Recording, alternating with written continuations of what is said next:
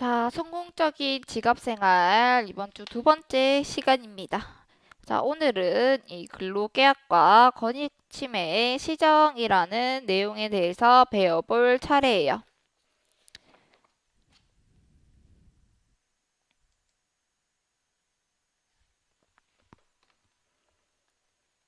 자, 여러분이 근로자가 돼서 근로계약서에 어떠한 내용을 넣고 싶은지 한번 생각해 보는 시간을 가지도록 하겠습니다.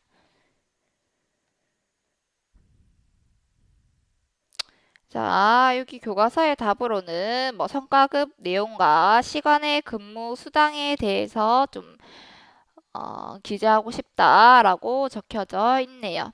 자, 그러면 우리 이 근로계약서, 근로계약이란 무엇인지 한번 살펴보도록 하겠습니다. 자, 근로계약이라는 것은 그 근로자와 사용자 간에 체결된 계약을 이야기를 하며 근로자는 근로를 제공하고 사용자는 임금을 지급한다는 것을 기재하는 게 근로계약서가 되겠죠.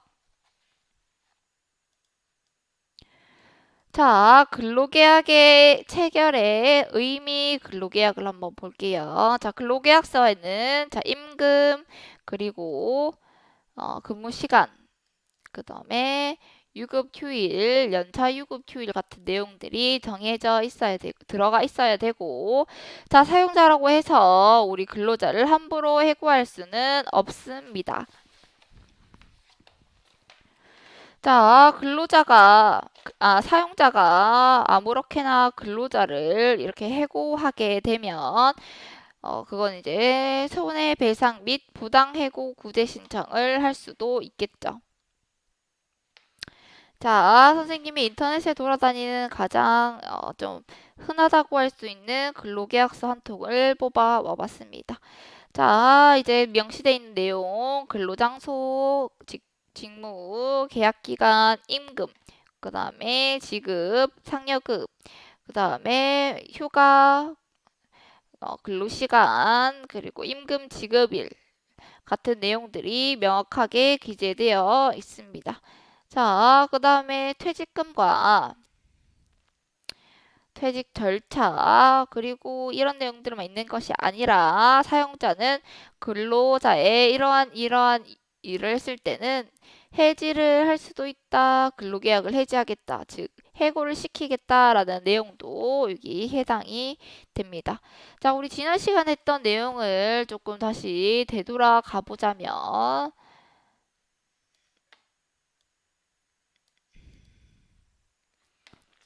자, 임금 아까 근로계약서에 빠져서 안 될 내용이라고 했었죠. 자, 임금. 자, 임금은 이제 최소 최저시급 이상으로 여러분들이 근로계약을 해야 돼요. 자, 그 다음에 일하는 시간도 정확하게 규정을 해줘야 되는데, 자, 만약에 만 18세 미만인 학생 여러분들이 알바를 할 때는 야간 근무나 휴일 근무는 할 수가 없습니다. 자, 그 다음에 하는 일과 일하는 장소를 기재를 해줘야 되는데, 이제 지난 시간 이야기한 것처럼 근로장소와 업무 내용을 기재하지 않는다면, 이제 사용자는 광범위하게 이제 요구를 할 수가 있기 때문에 근로자 보호 차원에서 반드시 기재되어야 되는 그런 부분입니다. 자, 일만 하는 게 아니고 쉬는 날도 기재를 해줘야 되겠고, 자, 그 다음에 계약 기간이 있다면 계약 기간도 정확히 명시를 해줘야겠죠.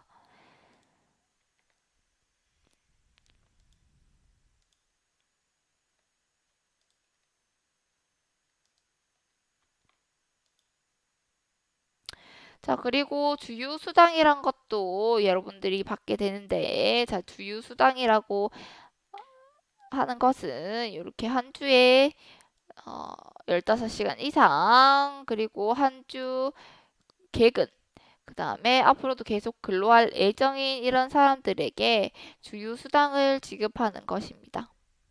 주휴수당 계산법은 다음과 같고요. 자, 그런데 알바하는 데서는 사실은 그 주휴수당을 챙겨주지는 않죠.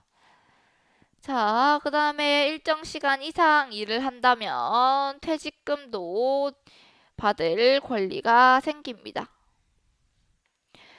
자, 해고를 할 때도 미리 이야기를 하지 않는다면 해고, 예고 수당도 이제 여러분들이 받을 수가 있어요. 자, 그런데 이렇게 중요한 근로계약서를 쓰지 않고 만약에 취업을 해서 일을 하게 된다면 어떠한 일들이 발생을 할까요? 대기업이라면 당연히 이런 계약서를 쓰고 업무를 시작하는 거고, 근데 중소기업에서 예를 들어서 사장님이 너무 사람이 좋고 이래서 자, 근로계약서 쓰면 말도 없이 일단 업무가 바로 진행이 되었을 경우에 근로계약서를 쓰지 않으면 일어나는 네 가지 일에 대해서 이 기쿠르트라는 뭐 유튜버가 아주 재미있게 소개를 해놨더라고요. 그래서 좀 이따 이분의 영상을 한번 같이 들어보는 시간을 가지도록 하겠습니다. 자, 중소기업에 특히 중소기업에 취직할 친구들은 아주 잘 유념을 해둬야 되는 그런 부분이겠죠.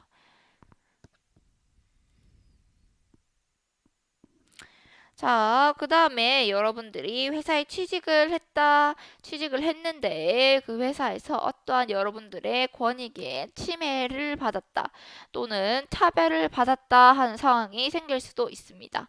자, 권익의 침해라고 하는 것은 뭐 성희롱이나 이런 추가로 연장 근무를 했을 때 이제 수당을 미지급했을 때 또한 뭐 근로시간을 위반했을 때 등 여러분들의 권익이 침해당했다라고 이야기를 할 수가 있습니다. 자, 차별도 마찬가지죠. 이 남녀 차별을 받거나 이 종교나 국적에 따라서 차별을 받는다. 그것도 여러분들이 회사에서 차별을 받는 내용이기 때문에 이 차별과 침해를 바로잡아 줘야 되는 거예요.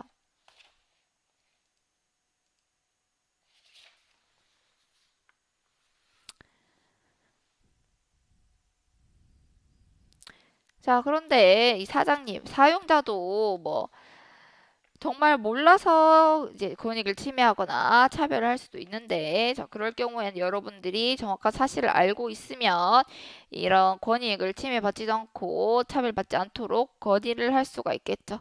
자, 그런데 사용자가 나쁜 마음을 먹고 의도적으로 권익을 침해하거나 차별을 당할 때, 자, 그럴 때는 어떻게 해야 되는지 한번 알려주도록 하겠습니다.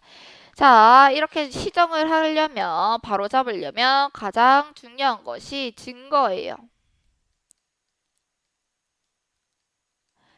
자, 여러분이 이런 어떠한 권익을 당했다거나 아니면 차별을 받았다거나 이런 내용은 여러분들이 미리미리 증거를 좀 모아놓고 있어야 됩니다. 뭐 카톡 내용이 될 수도 있고, 녹음 파일이 될 수도 있고, 또는 뭐 출퇴근 기록부나 그런 기타 등등의 이제 자료 서류도 여기에 증거로 채택이 될 수가 있겠죠.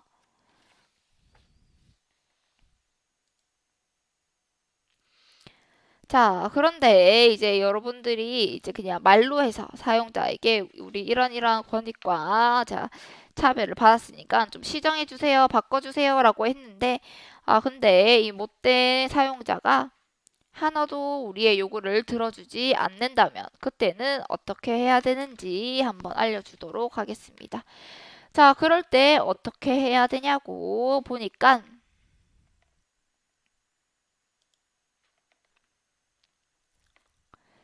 사용자가 이렇게 우리의 권익을 제대로 지켜주지 않는다면 가장 먼저 할 수 있는 것은 여러분이 신청인이 되어서 지방노동위원회 사무국에서 이렇게 권익 침해에 대한 것을 접수를 할 수가 있습니다. 자, 그리고 지방노동위원회에서 심판위원회에서 어떤 판단이 나면 이 사용자에게 통보를 하게 됩니다. 자, 통보를 하게 되면 또 사용자가 또, 알겠어요. 내가 그랬구나. 내가 잘 수정을 할게요. 라고 해주는 사용자도 있겠지만 또 배째라라고 나오는 그런 사용자도 있을 수가 있겠죠.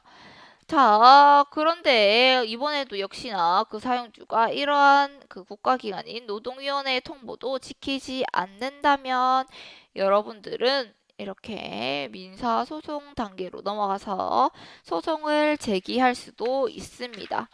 자, 민사소송이라고 한다는 것은 우리 날개 부분에도 내용이 나오는데요. 자, 민사소송이라고 한다는 것은 개인 사이에 일어나는 다툼을 법으로 판단하는 절차를 말하고 형사소송은 국가에서 범죄로 규정하는 것에 대해 형벌을 가하는 절차라고 되어 있죠. 자, 우리는 개인 사이에 일어나는 다툼으로 우리 권익을 침해받았을 때는 민사소송을 할 수도 있습니다. 자, 포인트는 지방노동위원회에 가야 된다라는 것을 잘 알아놓으세요. 자, 그러면 이번에는 여러분들이 어떠한 차별을 받았을 때, 이 차별적 대우를 받았을 때, 뭐 남녀 차별을 받았거나 어떤 종교적인 이유로 차별을 받았거나 하는 경우에는 어떻게 해야 되냐면, 자, 이때도 마찬가지로 지방노동위원회에 가서 접수를 해야 됩니다. 접수를 하게 되면 마찬가지로 판정회의가 개최돼서 이 통보가 사용자에게 통보가 되어지는 거겠죠.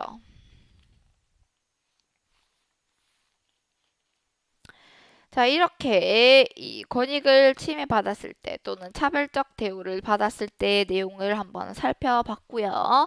자, 그 다음에는 167쪽 하단에 있는 하나 더 알기 부분을 한번 보도록 할게요.